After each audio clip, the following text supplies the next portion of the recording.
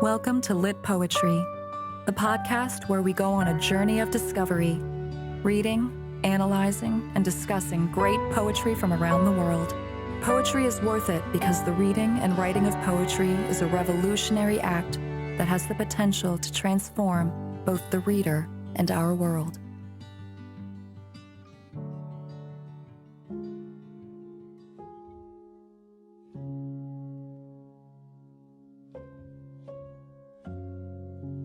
Welcome to the Lit Poetry Podcast Season 2. In today's episode, we'll be listening to a very special collection of poems grouped together under the title 5-Stroke Poems. This working title is actually an artificial construct that the author behind these poems, Aidan Coleman, has used to link together a number of his poems from his poetry collection, Asymmetry, a book of poetry made up of a series of very short lyric poems. In this book, many of the poems explore the poet's own experience of having suffered a stroke, being hospitalised, and taking the long and difficult road to recovery. Asymmetry, published by Brandl Schlesinger, was shortlisted in 2012 for both the Western Australian Premier's Book Award and the Adelaide Festival Awards for Literature. Aidan Coleman's first collection of poetry, Avenues and Runways, was shortlisted for the New South Wales Premier's Kenneth Slessor Award in 2006. Mount Sumptuous, his third book of poems, was published in 2020 by Wakefield Press. Aidan is an early career researcher at the University of Adelaide's J.M. Coetzee Centre for Creative Practice. He reviews regularly for various publications and is working on a biography of John Forbes. We're very lucky to have Aidan on the podcast today to discuss the poem we're featuring. But before I introduce you to him, we better start by listening to the poem itself. I introduce you to 5-Stroke Poems by Aidan Coleman.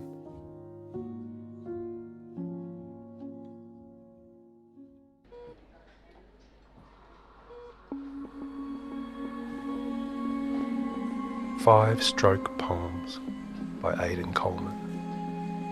1. The question. Awaking to important faces, dazed, factual. The smile I test tastes weak and strange. From somewhere a question.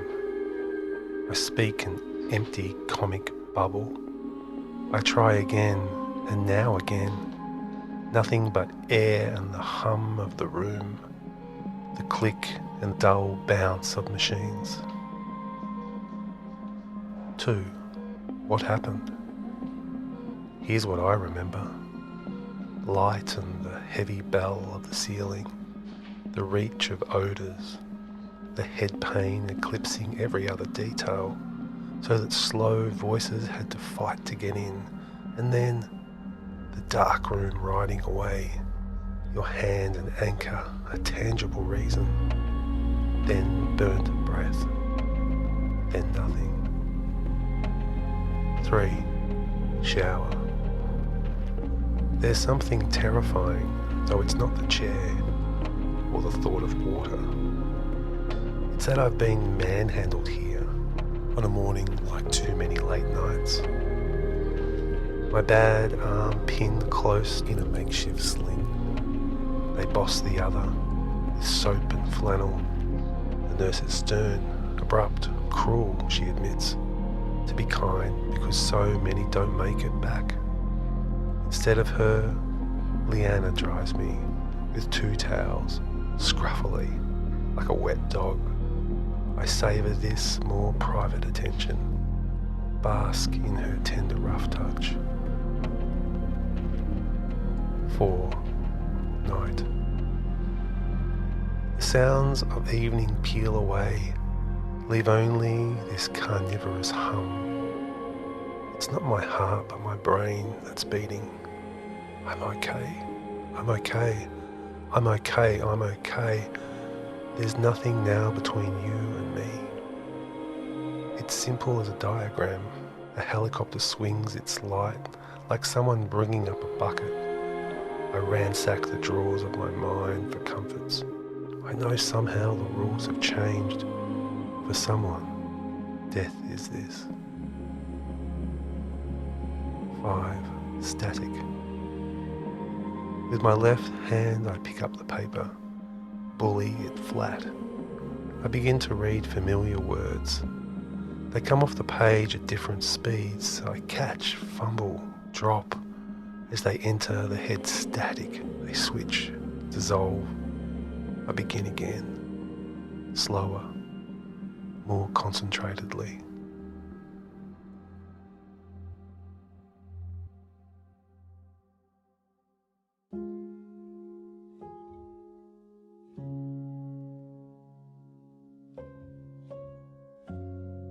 So welcome back to the Lit Poetry Podcast, and welcome Aidan. It's great to have you on the show. Thanks for having me. Oh, it's great, Aidan. It's a spectacular poem. It's very beautiful. I should start by saying that when I put this poem together, I played it to a friend of mine who's a sound engineer, and I had him in tears actually by the end of it. He felt very, very moved by it. And I think that's a measure of what a powerful poem is. I know it's cobbled together from a collection and it kind of doesn't exist in itself as a poem, but I think what we've managed to put together here really does sit comfortably as a beautiful poem in its own right. Yeah, so what did you think when I sent you the finished product of the poem? I really love it. I think it works really well. There's a couple of lines where your interpretation of the line is different from mine with how it's performed, but I really like that, and it should be there to interpret various ways as well. Yeah. So what could you draw my attention to what lines, those particular lines might have been?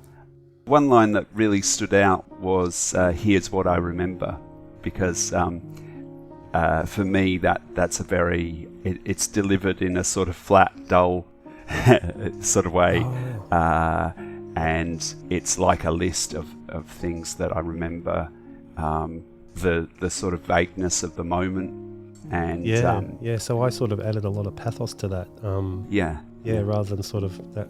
I think your reading would be probably a lot better actually, because I think that would capture that mood. So if I had my time again, I'd probably go back and change that. That's interesting. No, it's good though. It can be interpreted that way as well. I don't mind that at all. Yeah, I suppose retrospectively, if you were writing the poem, you could read those emotions back into it, even though they don't capture the experience perhaps in that moment. Yeah. Were there any other lines in particular that...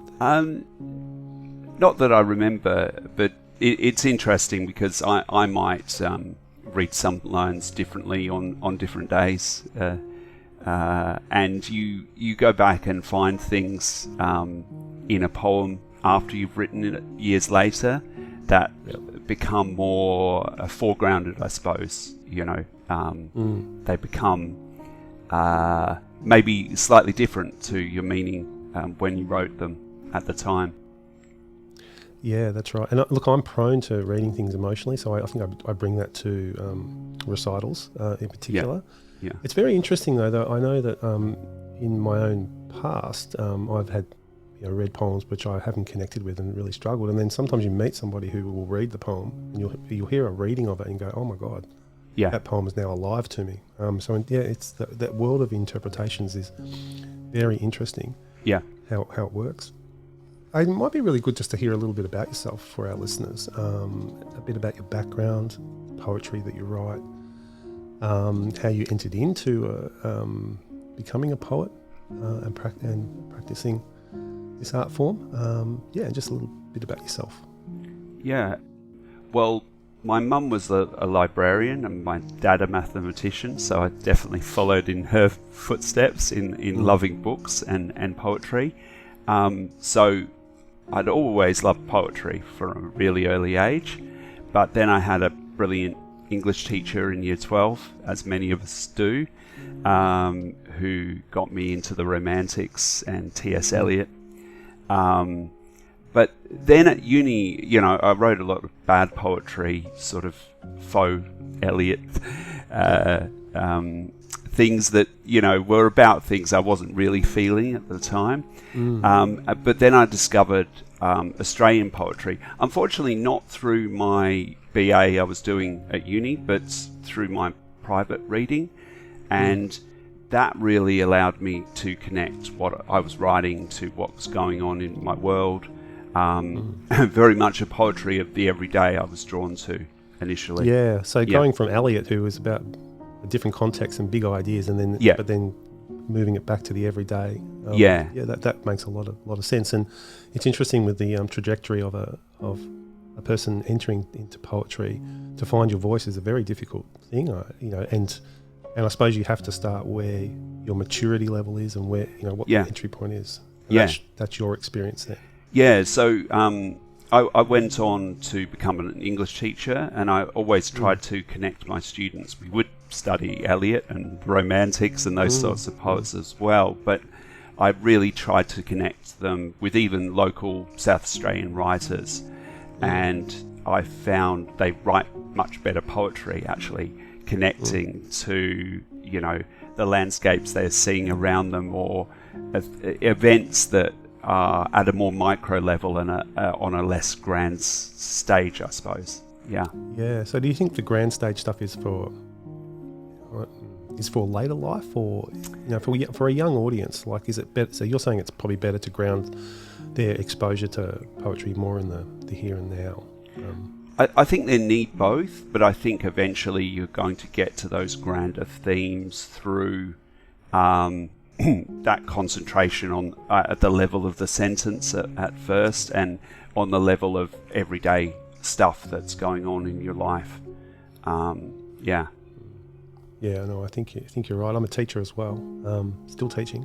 And so it's always a challenge to attract kids to poetry in particular, I think.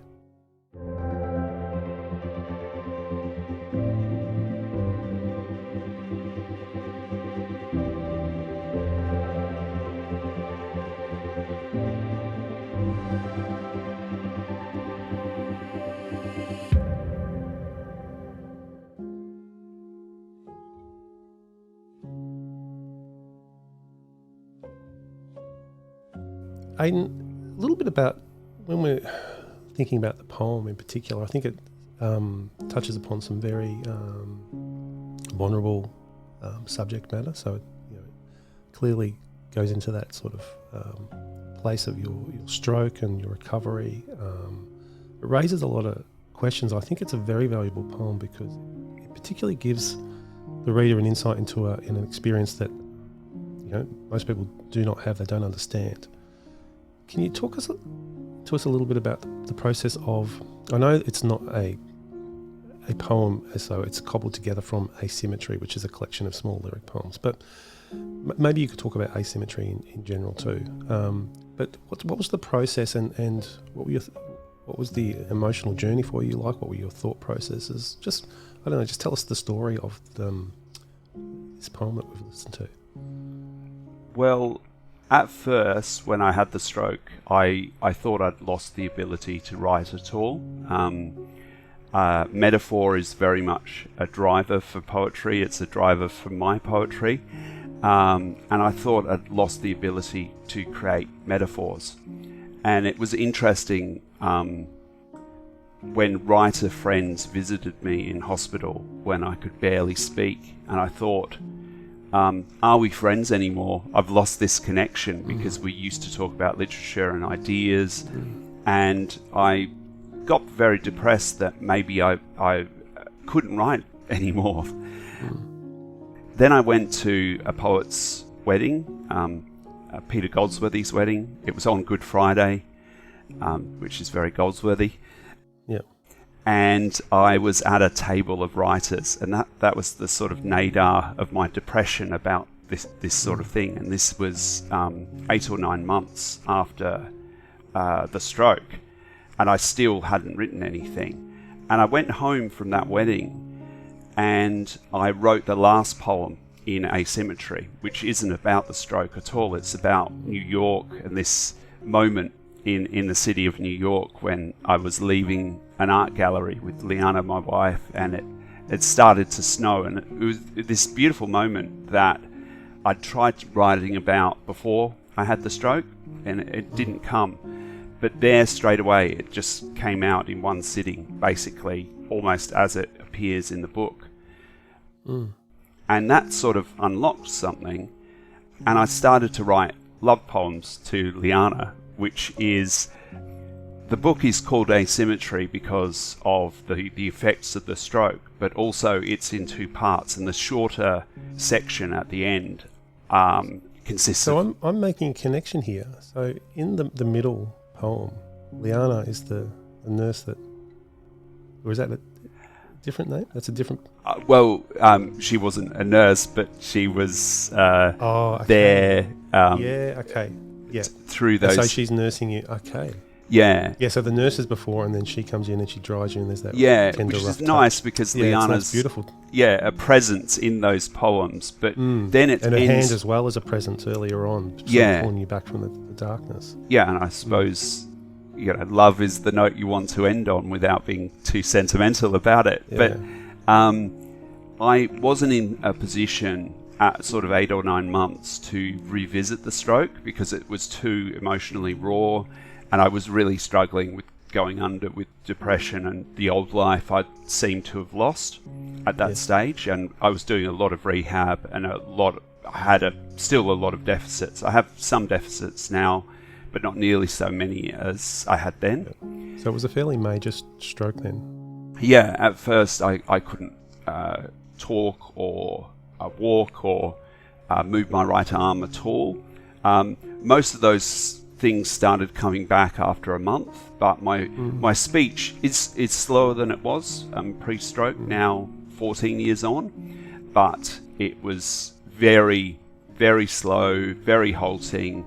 I used to go into shops to ask for something, and the shopkeepers would talk very slowly to me and very deliberately, like I'd been hit on the head, and needed that, which is frustrating because cognitively, you pick up all those things, but you can't sort of make your tongue and mouth do the things they need to do. And so much cognitive load sort of goes to creating those things. So do you have sort of disconnects or pauses in your head sometimes where things don't sort of come out still? Not so much that, but I have to work hard on what I'm saying.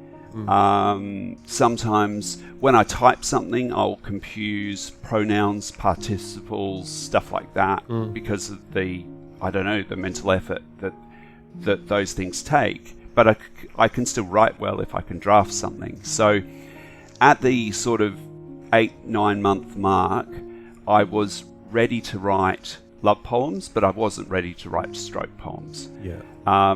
Billy Wilder said, when you're down, you should write the film director Billy Wilder said, when you're down, you should write a comedy, and when you're happy, that's the time for tragedy. So I needed to get in a happier place before I could revisit the stroke poems. Wordsworth says, that the poetry is emotion recollected in tranquility, and you do need that stable place to write of those horrible things, I suppose. Yeah. And then I started to write the stroke poems after about a year, maybe 18 months. And some of them were in the present, my rehab activities. Some of them were looking back, and some of them were looking back to the initial moment. I probably took down some lines before that, but it felt like the form found me. So it's a sort of fragmented narrative. They had to be very visceral, very much imagistic, and impressions of this journey through hospital. Yeah, that's how it feels. You get these sort of fleeting sort of impressions that sort of come across your mind. But I think the poem is actually really valuable, and I imagine that people who have suffered from a stroke who would read this would, I think, get a lot of comfort and probably a sense of solidarity out of it. And I'm not sure, have you spoken to people, or is this something you've given to people who have actually had a stroke? Or yeah, I have. It's interesting because other poets have had strokes, and people have said to me, I'll give them the copy of the book as a gift, and I've said, well, maybe let them write their own stroke poems, and then they can read it later on. So I knew Seamus Heaney had a stroke poem, but I didn't want to read it until I'd written my own. Vincent Buckley has some very good stroke poems that I read pre-stroke. But it's interesting, Joel Dean, a Melbourne poet who I admire, he had a stroke more recently than mine, and his stroke poems are very different to mine. So that was really good reading another angle, because for me... And you read him after... Yes, and his stroke was later than mine. But for me, this form insisted, it couldn't be written in any other form. No, but I think that, I really appreciate that about poetry in general, when form lines up with the sense of the poem itself. Yeah. And you see that in T.S. Eliot work, for instance, when you have sort of fragments, like in, The Hollow Men, fragments of impressions. And because it's representing a society that's disintegrating largely, you know, and so the form matches the content. So, I really love that aspect of it. Yeah. But again, I think that sense of solidarity and comfort that people would get from understanding that they're not alone in this experience is really... It's a substantial thing. And I think I'd just like to add to that there's this impression that we can talk about strokes as this one thing, and that I found very frustrating. Even some nurses would say, because I made a very good recovery and was making progress, but there were some other people around me who weren't, and sometimes people get frustrated with that, but they might have had a different stroke. It's almost like saying, you can have a minor stroke that you recover from after a week or two, but you can have a stroke that you can't talk forever, maybe. And it's like car crashes, I'd like to compare it to, really. Yeah. You wouldn't say, if someone's in an intensive care after a car crash, oh, my friend had a car crash and he's fine now. No. So strokes are sort of like that. And I think, and they're terrifying too.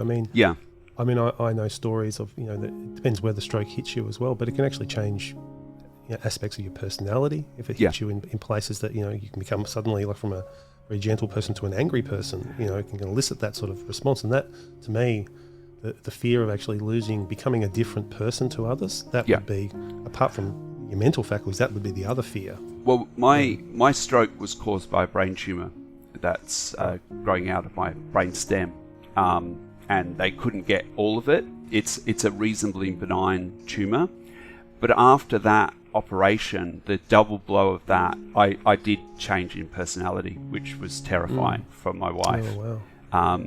And I sort of got my old personality back, but it took a number of months, and it may have been the medication, the steroids that you have after brain surgery. So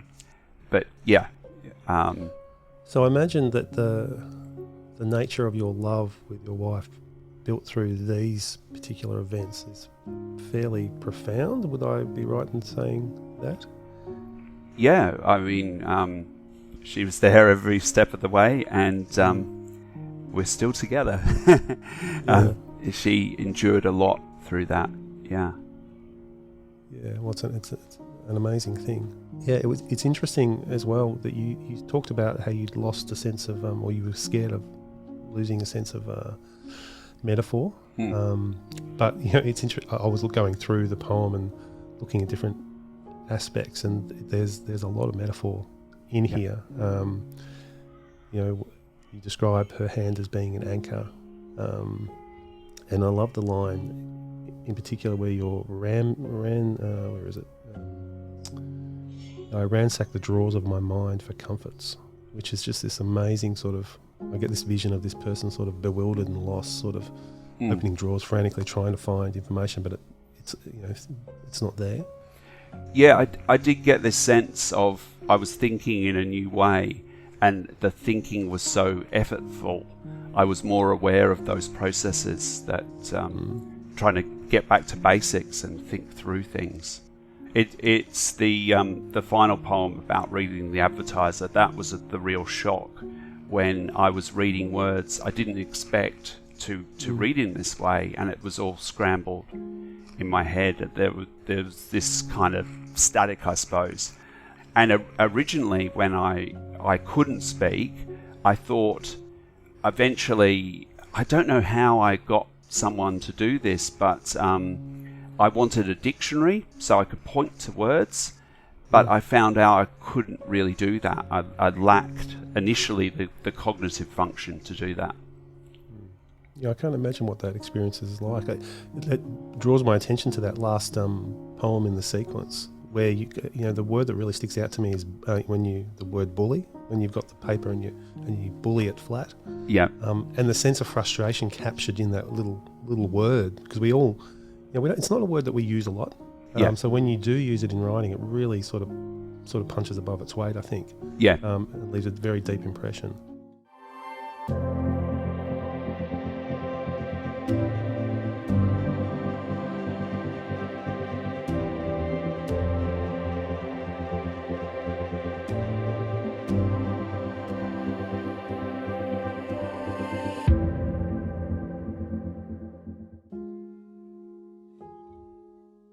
You mentioned before in your entry into poetry and your love of poetry that you were attracted to the Romantics, or that was some of your early exposure. Yeah. Can you tell us a little bit about the Romantics and your connection? Well, obviously it's great poetry, and I think we still, in so many ways, our world is shaped by the Romantics and definitely how we think about poetry. And it's something I've reflected on more recently in changing style from my third collection. I wanted to do something else, and how many of the assumptions about what a poem is, about what it can do, about the role of feelings in poetry, is built into the way we write, the way we read poetry. And I still read the Romantics a lot, especially Keats. I didn't like Wordsworth much when I went through high school, but I've come to appreciate him far more lately. Yeah, it's fascinating because the Romantics, you could say in some ways they're an anecdote, or partially an anecdote into. I mean, we live in a world that's very rational now, that stresses rationality, and the Romantics sort of speak of putting on a pedestal something else that is in our human condition. That can't be so easily defined, and perhaps that's something that we need to draw back into our lives, perhaps. It was very much a reaction to the world, the rise of science, and now we have this technological world that, things like social media are shaping how we think and who we are. I think a healthy dose of romanticism would be good for us at this moment in time. But I also think I teach at Adelaide Uni a course in eco-poetics, and of course current theorists are very down on the Romantics and a lot of stuff they stand for and do. But I think really their mode of thought and their rigour that's often missed is misinterpreted sometimes as sentimentality. I think it's the sentimentality that people react to. I mean, it's still great stuff, and it is. But it always is a danger, isn't it? That too much sentimentality, I should say. Oh, that's fascinating. So, what about things in the poem? So, I noticed also a lot of consonants and assonants, and the use of wordplay in that way. So, when you write a poem like this, can you talk us through a little bit about the process? This might be interesting to the budding poets out there. Do you just bang stuff down on the page and then rework it, or is a poem sort of done as it comes out, or is it more a painstaking grasp line for line for what you're looking for, or something in between?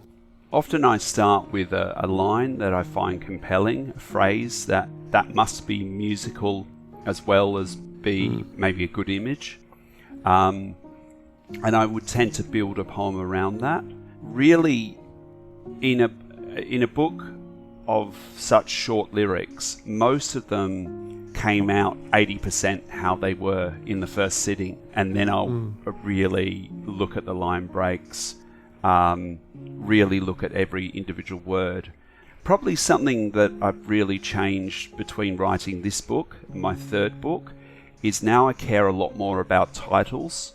Those titles in that book tend to be descriptive, and if I wrote that book again, it's 10 years on from a lot of the poems in the book, or more even, I'd pay more close attention to titles, and maybe some of the titles would be ironic, or glance off the poem in an interesting way, more interesting than they in fact do. But maybe there's an opportunity, isn't there, in a title that maybe poets probably could pay more attention to, because it's separate from the poem in some ways. Yeah, there's a separation where you can do an ironic thing, or you can make a statement, or you can inject something. Yeah, other. I mean the title itself could add a whole metaphorical another layer to the poem. But in some ways it's written in a moment in time, as all poems are, and the book's straightforwardness, its directness is a feature of it. So I might make it a lesser collection of poems by actually working on that too much, I think, with new theories and new ways I think a poem should work now. But I hope I'm not stuck in my views here in 2021. I hope in 10 years' time I have different views about poetry, and different elements come in and out, and I value different things more in 10 years. I hope I'm not static in that way. Yeah, so there's a constant striving for growth and change. Yeah. And I think most poets will attest to that. Yeah. But that is... I mean, it's a sort of daggy reference, but I like it. REM, who I grew up with, the band, had a period through Out of Time, Green before Out of Time, and then Automatic for the People and Monster, where you would say all those albums are definitely REM, but they create a different sound for each album, and you couldn't move many of the tracks around from album to album. Right. And I like that idea that poets would write books like that you'd recognise the poet, but you recognise the poet doing a very different thing. Yeah, that's right. It's probably an unrealistic aspiration, but sure. Yeah. And things are gained and things are lost in that process, I imagine. That's good. So can you tell us a little bit, Aidan, about what you're working on now? Or I know your life is very busy. You've got trying to find a house and a bunch of other stuff that's probably distracting you from writing pursuits a little bit. But what sort of plans do you have in the near future? What can we expect from you? Well, I'm working on this biography of the poet John Forbes at the moment, and I love literary history, Australian literary history. It's been great immersing myself in especially the 70s and 80s in Australian poetry. So I'm working on that. I've got an Oz Council grant to complete the book, and I'm writing poetry at the same time. I'm sort of working very slowly on two projects. One is a collection of poems more in the vein of Mount Sumptuous, and it's more of a narrative element as well for some of the new work. So I'll be working on that for a few years to come, I think. And then I'm working on a book that's come under a number of different titles. I like Decade as an idea about my first 10 years of memory. And I'm yet to work out if it's poetry and prose. I've been doing, a few prose pieces, and it might intersperse those things. It might write about the same experience in poetry and prose. Yeah. So it sounds like you're we spoke before the podcast, but it sounds like you're moving into sort of the verse novel sort of narrative area. I like verse novels, and I'd like that idea as well. Yeah. Well, it's been fascinating. I do really relate to what you're saying about learning about poetry and Australian poetry. I know doing this podcast, I've been meeting lots of different poets, and it's a really enriching experience and a real fantastic way to celebrate. And I hope you get a sense of celebration of your own work through joining us here on the Litpoetry podcast and joining the family. It's an honour, and I love what you've done with the poem. or the poems. Yeah, it's an indulgence, really. I'm a bit spoiled and I love doing it. So, yeah, no, it's great. Aidan, we might wrap up there. It's been terrific, absolutely terrific, talking to you today. I love this poem. I love how it's come out, and I really look forward to getting my hands on some of your work. I need to read more of your work, so I'll be doing that shortly, ordering some of your books. And I really wish you all the best for your future pursuits. Thanks a lot. No worries.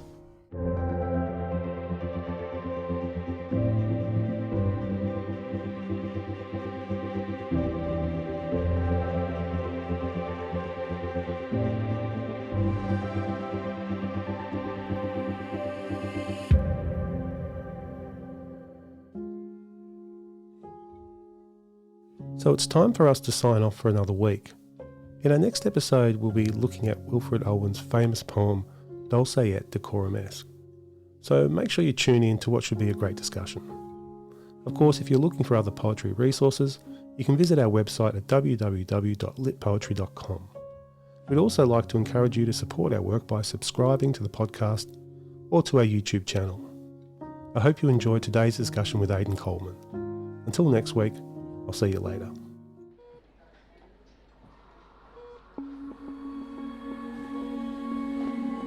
Five-Stroke Poems by Aidan Coleman. 1. The Question. Awaking to important faces, dazed, factual, the smile I test tastes weak and strange. From somewhere a question. I speak an empty comic bubble. I try again, and now again. Nothing but air and the hum of the room, the click and dull bounce of machines. 2. What happened? Here's what I remember. Light and the heavy bell of the ceiling, the reach of odours, the head pain eclipsing every other detail, so that slow voices had to fight to get in, and then the dark room riding away, your hand an anchor, a tangible reason, then burnt breath, then nothing. 3. Shower. There's something terrifying, though it's not the chair or the thought of water. It's that I've been manhandled here on a morning like too many late nights. My bad arm pinned close in a makeshift sling. They boss the other with soap and flannel. The nurse is stern, abrupt, cruel, she admits, to be kind because so many don't make it back. Instead of her, Leanna dries me with 2 towels, scruffily, like a wet dog. I savour this more private attention, bask in her tender rough touch.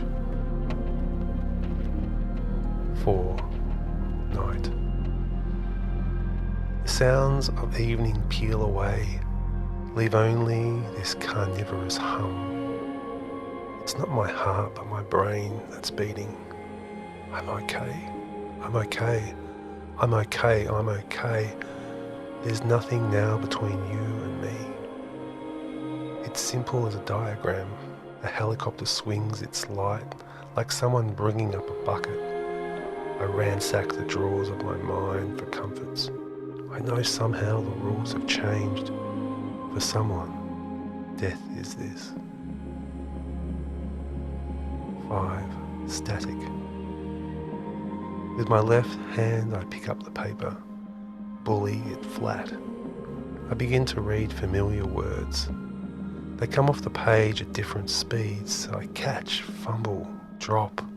As they enter the head static, they switch, dissolve. I begin again, slower, more concentratedly.